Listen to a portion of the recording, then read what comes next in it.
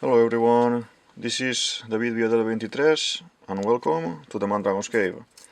Today we are gonna be talking about One Piece characters, and we will do a flip through the drawings that I've been doing during this year.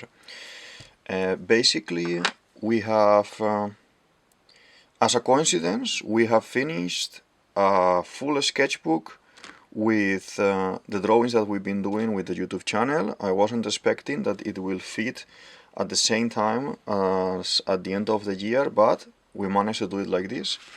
And what I want to show you today is basically what I've been working. If you missed any of the videos, because maybe some of them are a little bit too long, or maybe some of them you just watch half of them, so I would like to do like a little bit of a recap of the year, and I'm gonna be talking about the sketchbook. So this is the sketchbook that I've been using since more or less end of October. This was a present from one of my friends and is being put into good use. I started, as you see, this is not the proper pages, these two first pages. I started in another sketchbook, but how I got this one, I decided to go through the whole book doing One Piece characters. And these two first ones, Beast and Crocodile, are the beginning of the channel, let's say, the reason behind me starting the channel. So if you remember, I've been talking this year about Beast a lot, and I think this guy is a bad guy and is gonna show up with Blackbeard soon, and he will get Diamond Hosu's fruit, because the shape of the body and the typical villain from the 80s and the 70s that he has, from the 20s that he has, with the mustache, the top hat and everything.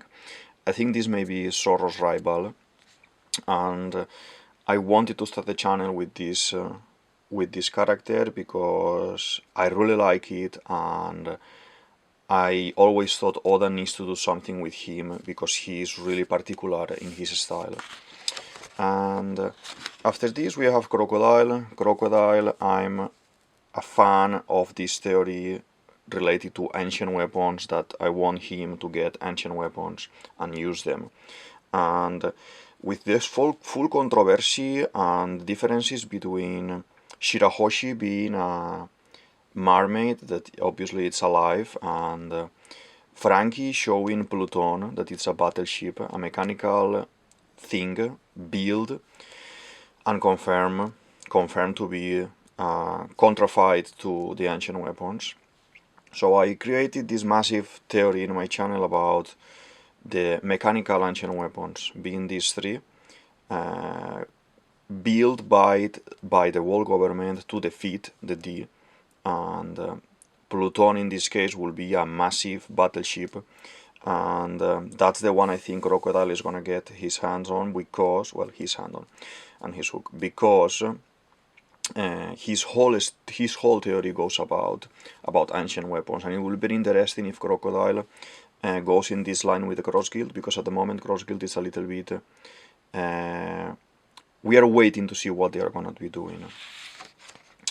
So then we have the officially first drawing of this sketchbook, that is Bibi. I've been talking a lot about Bibi as well in these episodes, in these videos, because I 100% think that she's one of the ancient weapons, like Shirahoshi and Uranus may be the case, because the whole connection with the bird, Uranus being the god of the sky, and now introducing her again in the story because of Reverie and Cobra's death, and Imu wanting her. And I have a massive theory, so feel free to go one by one on the videos. You can put it as a podcast while you work, while you do some sport, or while you are drawing as well, and you don't need to be watching the videos the full time while I draw. And it is very, I try to connect all the dots to see why Imu will want her, and how the connections work with the Uranus and the Yggdrasil tree in North mythology as well, relating to falcons, eagles, other types of birds, and Bibi. Then I got this one wrong because talking about Kuma, I was a strong supporter of with this full-on clone uh, theories and clones ideas. I thought Big Mom may have been a clone from Bonnie, and Bonnie will come from the past. I don't think Bonnie's story is closed completely, but we have confirmed that her birth is from, the story that Oda has been telling about the Kuma past and Genie and the connection with the Gorusei, etc. But yeah, I still think that Bonnie and Big Mom are related or connected somehow, and if it is not from the clone theory, we will see soon what's gonna happen with this, because we are now full on in these two characters' story, and as you have seen, what's been happening in Egghead.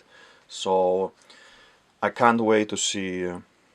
I can't wait to see more about Bonnie and what's gonna be her kind of path going ahead.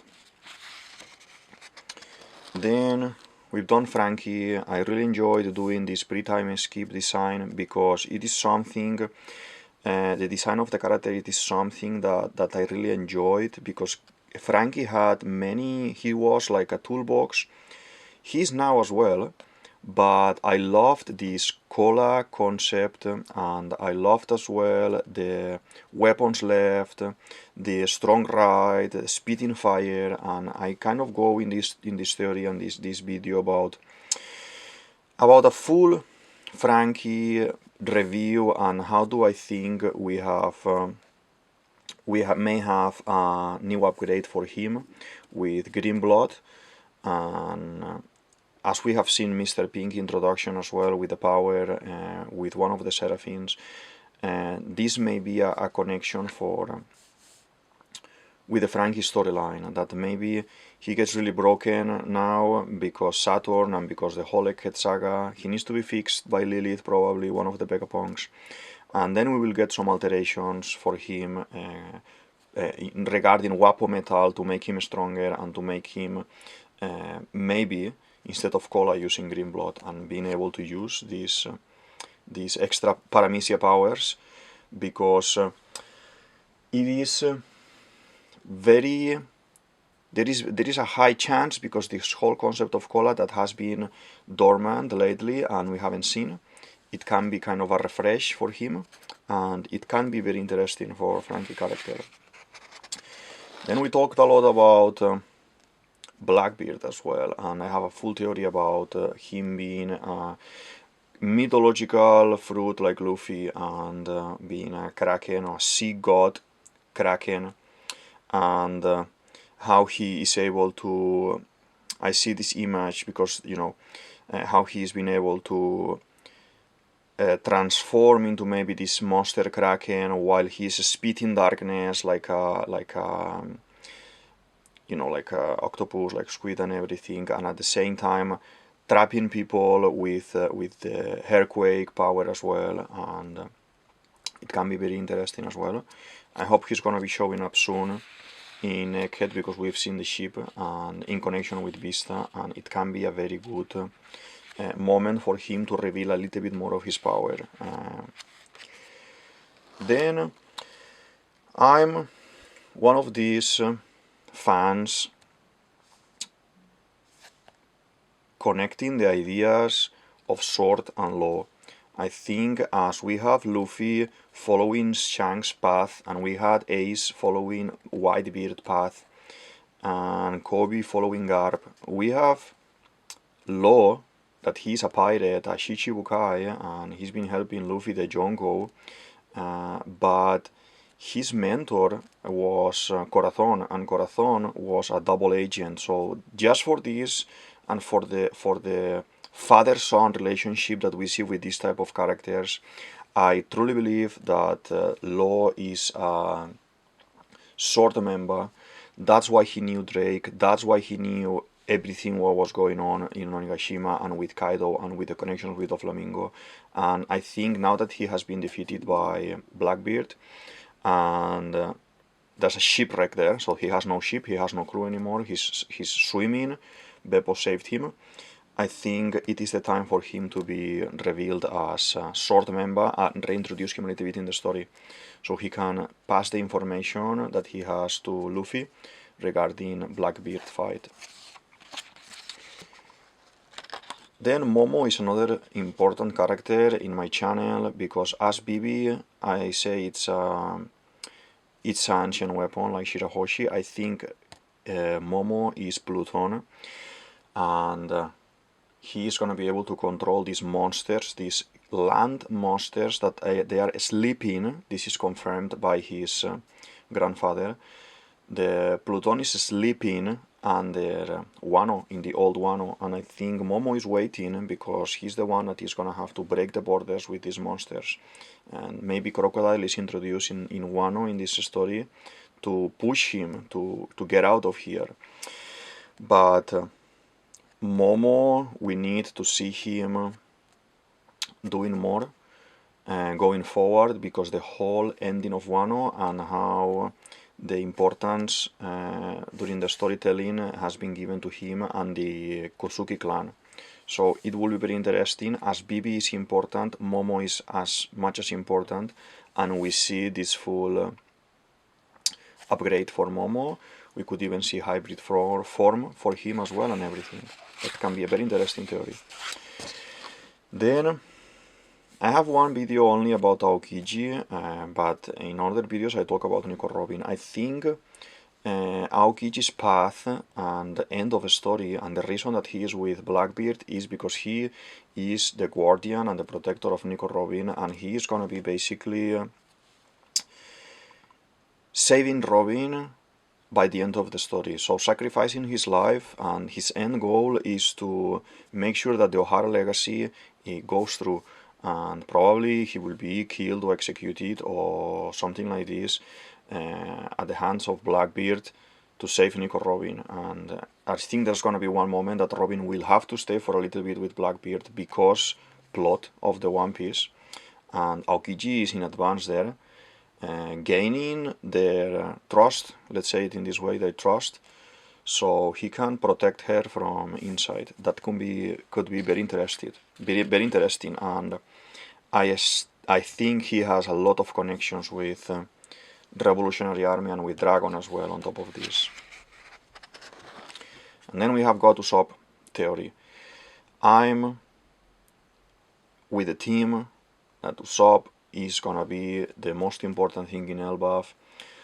I think there's gonna be a Davy back fight to connect Foxy and to connect the Davy Jones story and the games in the story, because he's the only saga that we have in the story that is actually not fully inside the whole story. And if we have Usopp kind of taking lead because Luffy is out of commission, because other reasons, I go through all of this in the video, I am not gonna go into much detail now, but if this is happening like that, Usopp can take lead once, for example, there's a one round of Davy back fight that they lose, or maybe they take Luffy or something like this, and there's this kind of crisis in the group, and Captain Usopp, that is one of these lies that we haven't seen yet, Captain Usopp will become for real a captain, will take lead of the team, everyone will acknowledge him as the boss, as the captain here, and he will challenge Blackbeard and Crocodile. I think this is going to be a massive Ragnarok Davy back fight between, in this case, Usopp's crew, the Straw Hats, Blackbeard, and at the same time Cross Guild. It can be very interesting this point. And then from Usopp I moved a little bit to talk about Smoker. I think Smoker is this character that we love so much, and we've been following like Luffy since the very beginning, that like Kobe, that he needs to be doing massive things, and I think now at the end of Egghead he needs to show up, stand against the Marines, no Saturn, because I think he is lurking in the shadows and he's watching what Saturn is doing. I think he needs to stand his ground against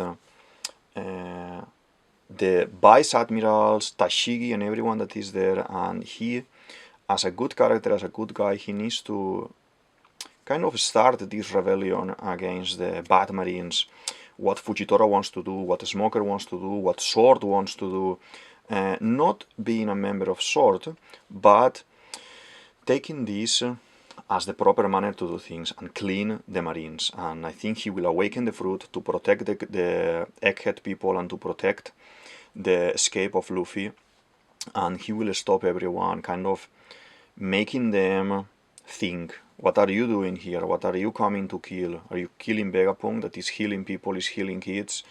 We need to remember that the introduction of Smoker has been always as a good guy and helping kids in Punk Hazard and everything. So we can't have Smoker out of place. And I think he's going to be showing up soon at the end of Egghead.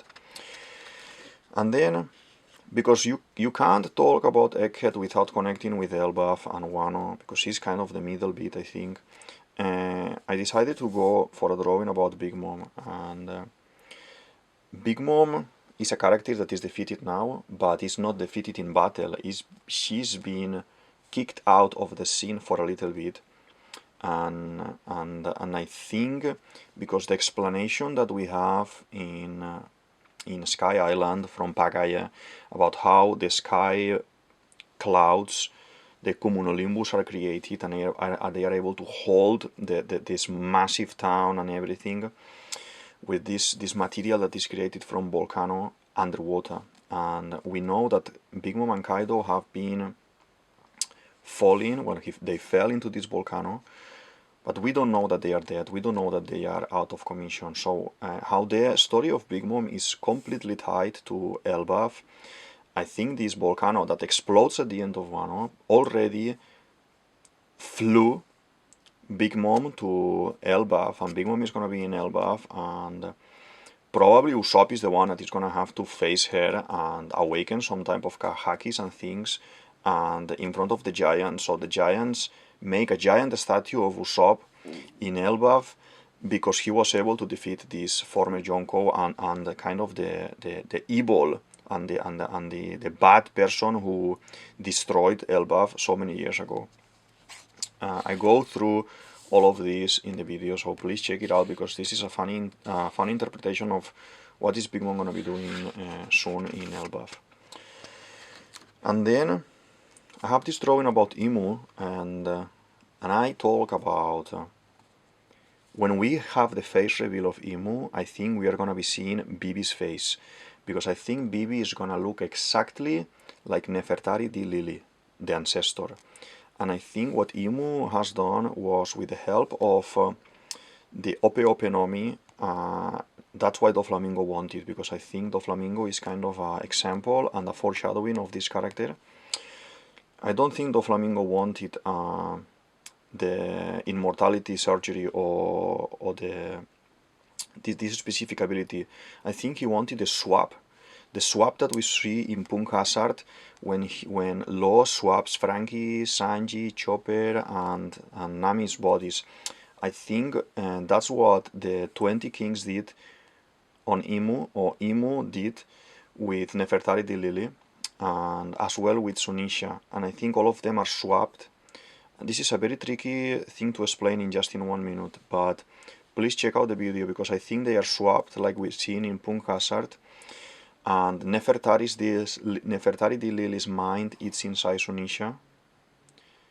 Sunisha, it's inside another monster, and then we have Imu taking over this body, because Nefertari di Lili, I think, was the old generation Uranus, and Imu thought that taking over her body would make her able to control the Uranus monsters, but this didn't happen, and the kind of play went good in regarding of being able to take a couple of ancient weapons out of commission, but not being able with having the body and controlling the ancient weapons, because it's not about the body, it's about the willpower and this kind of inner energy that the ancient weapons have. Then I talk about Dragon a lot as well, and the connections with Robin. First of all, I think and Robin backstory with Olvia and Luffy. I think Luffy and Robin are brothers, and Dragon is the father. I don't believe Dragon, being as the man that he is and the revolutionary that he is, he would go to Ohara to bring flowers to the people of Ohara and Clover. You don't bring flowers to an old man, you bring flowers to a partner, and I think Olvia dying there was an indication, and Oda is telling me with this info that Dragon may be the father of Robin. There's a very old comment from one of the SBS at the very beginning of the comic that Oda says that there may be two brothers in the crew, and we always thought that this would be Sanji and Zorro, but now because the Germa 66 saga, we have seen that this is not real, and with the whole Wano story, we know that Zorro from where he comes. So there's a strongly point there that probably we have Robin and Luffy having the same father, and Robin already has this info, but Luffy is not gonna care about this as Luffy is. Then Vegapunk, that is the current saga. I talk a lot as well about how Vegapunk needs to survive. Some of them needs to survive, and I think he's gonna split. Why? If you think about the storytelling, why would you do several Vegapunks? I think not because he needs to do jobs in Egghead at the same time. I think because we need him doing things at the same time in the story, in the current story. I think Vegapunk old, the Stella, is gonna he will end up with Dragon, to help Dragon as they talk in Ohara flashback. And then we're gonna have Lily going with Frankie to fix him. And then we're gonna have probably the bad Vegapunk that we have at the moment, York, maybe going with Blackbeard, because Blackbeard needs a way as well to have this knowledge. And then we are gonna have another one that is gonna be kidnapped probably by Caribou and will end up in the Cross Guild. So Crocodile, that I've been talking before, is gonna get probably one of the ancient weapons, mechanical, is gonna be able to, this other Vegapunk is gonna be able to create this Mother Flame, that all of them have the knowledge for Crocodile to activate it. And then Akainu, that is at the moment is the video that it had more reached in my channel. I don't know because of design, or I don't know because someone seen it and shared it. Thank you very much if this is what happened. I think Akainu and Dragon, when they were in the Marines, early young Marines, when they were 17, 20, they were like brothers. And I think Akainu knew about the kind of romance between Olvia, the Ohara revolutionary, and Dragon. And because he knew all of this information and he accepted Dragon like this, and his friend, his brother, his Nakama became this enemy of the world, #1 enemy of the world. I think he regrets this, and that's why he has now this super strong justice that he will not forgive anyone, and that's why he killed everyone in the ship in Ohara, because he felt that he was his fault and he could have stopped Dragon before. Then we have Caribou, that, as I have been saying, Caribou is being present in the whole ancient weapon story since the very beginning, since Shirahoshi. And I think now he is the character that is going to kidnap one of the Vegapunks and is going to take it to Crocodile. The early designs, if you check the face and everything, and the style of the hair and the tongue and everything, and there's designs of Oda for Mr. 10 from Baroque Works. And I think he's going to come back to Crocodile, not knowing many of the things that happened to him lately, not even knowing that he was in prison. And maybe he even called him Mr. Zero still, and he's gonna give him all the info about Nika, Shirahoshi, Wano weapons, Kaido. So we have the Cross Guild up to date. And then in this one I talk about Chopper. Chopper being the panacea, and here in this form being a wrongly awakened fruit, like we have in the Minotaur and all these guys from Impel Down. And I think he's gonna have to heal all this sickness related to the Gorusei that we are seeing now, the sapphire scales, the probably the low sickness, the wild lead is probably connected as well to Gorusei. And I think when Law uses his power, I think he will use the power in Brook to make him able to die, because if not, it will be very sad. We will see Law recovering, or kind of having again this sickness, and Chopper is the only one who needs to, or is going to be able to help him in this regard. Shanks, this is a very controversial video that I have, because I think Shanks is going to die before Luffy is able to return the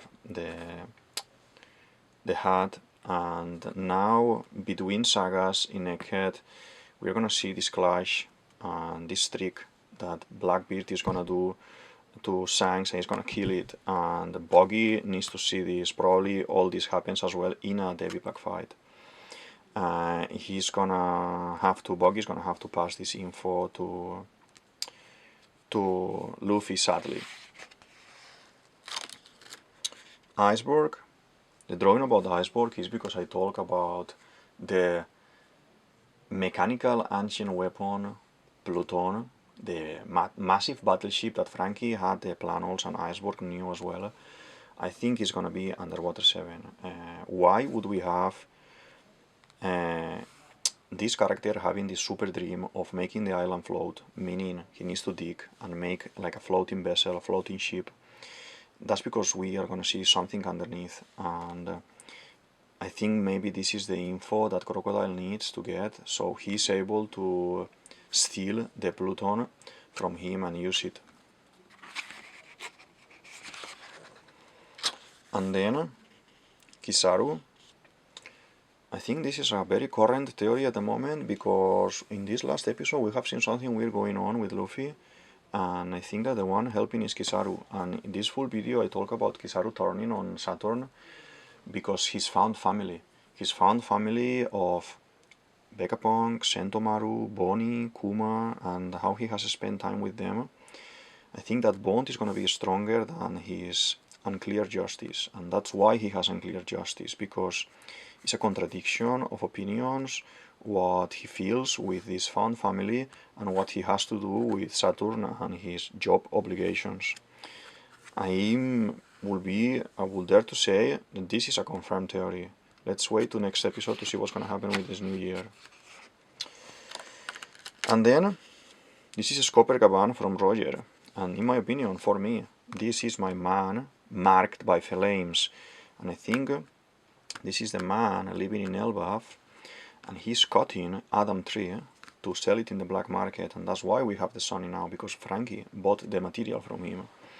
And I think as well we are gonna see him soon, and he's gonna look different. He's gonna look like Denjiro in Wano, and probably the appearance completely changed.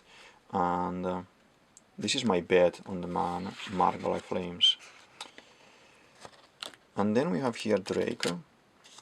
That Drake is a sword character confirmed, he's captain of sword. He's a double agent as well. He's been a pirate, he's been a marine, he's been ex-marine, he's been sword. And I think in this video I talk that I think he's the one that is gonna fish Law and Beppo from the sea after escaping from Wano. And I think we will see the Law is sword reveal when Drake meets him, because these two characters have been connected since they were kids in the Law flashback, so it can be very interesting to see these two characters again. And then Kid. I talk about Kid in connection with the man marked by flames. He's been utterly destroyed by Shanks and Shanks' crew, and I think it is so close to Elbaf that I may see things as an aid to Luffy regarding information, and we are gonna see probably the man marked by flames rescue him, and having him in a cabin in Elbaf, like we've seen. If you see Pirates of the Caribbean, we have Barbossa that is being healed at one point of the story by Calypso, and I think this will be very pirate to do, and it will reintroduce a little bit Kit in the story without having to give him a super role. Then, in connection to Vista and the whole story that I have that with the diamond fruit, I think Vista will be revealed to be the one that will be defeating Mihawk. I don't think Mihawk can cut diamond, and we saw this in Marineford when he tries to cut Whitebeard, but Hosu stops it. And I know you may be watching this and say, no, this can't be, this is not true, I'm against this. But please check the video, listen to the video, and let's talk about the theory. And there's strong points in the storytelling that tell me that Mihawk is being put with Crocodile and Buggy as a bad character now, and he needs to suffer defeat like Crocodile did, like Buggy did as well. Yamato, as I said before with Momo, I think Yamato is a Straw Hat.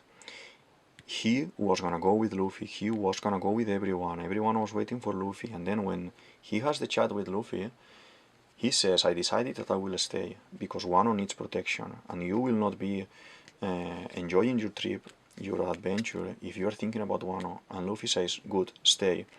So I think Yamato is a Straw Hat with a mission, and he is gonna be protecting Wano while training Momo, so Momo can use in a full potential the Kaido form, the dragon form, and even jump into hybrid form as well. And this could be a very beautiful concept for One Piece, because the reintroducing of characters and giving some characters the importance. It can be very nice to see a master Yamato that finds his own purpose in the story, and that's when Luffy accepts him more, because he's not Oden anymore, he's Yamato now, and that will be something very beautiful to see. And then one of my latest theory is Buggy the Clown sitting on the throne of the king of the world and becoming the king of the world for a moment, as we have seen this meteoric jump from Buggy, from being a nobody to being a 15 million pirates, 20 million berry pirates in the East Blue, to becoming Shichibukai, making many alliances, becoming Yonko, being now the Yonko boss, being recognized from the government, all the connections with Roger.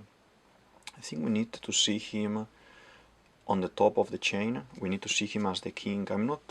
It may be even that he is a pirate king, he's the pirate king for a moment, for a 10-minute, but I truly think we will see this image of Buggy ending up sitting on the throne, because battle is going to happen in Marijoa, him sitting on the throne, and then Morgan's, the newspaper guy, taking a picture and announcing it, that, oh my god, Buggy the Clown, brother of Shanks, Roger this, Jongo of the Sea, the bombastic clone, and all of this, we're gonna see him as a king of the world for a moment. And probably because of this, there's a massive explosion and he ends up falling from the red line to the sea or something like this, and in a funny way, in a Team Rocket way.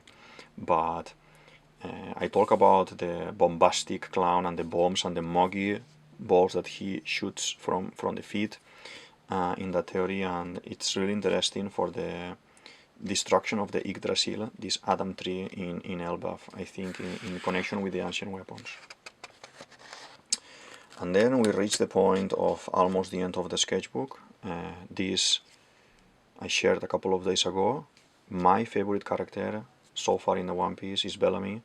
Bellamy is the pirate character, the introduction, the soul pirate character, how he stabs Roshio in the hand how they burn him, they throw him, how they are pirates with no dreams, they just want to fight and steal, and Doflamingo pirates. I think it's very poetic character how later in the Rosa he changed opinions and he decides and he believes that he followed the wrong man, and how I think how he is now gonna draw Luffy's flag in an unbreakable material that we've seen in the mini stories, and soon he's gonna bring it to them, to the full Grand Fleet. Why would he take Beaver card? Because he's gonna come to aid Luffy in some sense, and this flag situation may be the proper one. And then to finish, this is the last one, Renoa Zoro, and I kind of make some remarks going back through my videos about Vista, Mihawk, Crocodile, the Cross Guild, and how I think Zoro will, because his path and his fight with Mr. One and his kind of conversation with him, he needs yes or yes to cut Diamond, he needs yes or yes to cut KAIZOKU too, and how Vista may be his full enemy for the end of the story, the super bad guy looking for Zoro to be cutting him with EIE style of one sword, Shishison Son, the Song of the Lion, that he's kind of the most famous attack of Zoro, that he cuts everyone with this attack. At the same time, with this kind of pushing of the new anime about Ryuma that we're gonna have now, Monsters, that Oda is releasing in 2024, if he wants to, because we know that Ryuma was a Shimotsuki and Zoro comes from Shimotsuki family too, even if he was kind of moved into the tree, his family tree was moved to East Blue.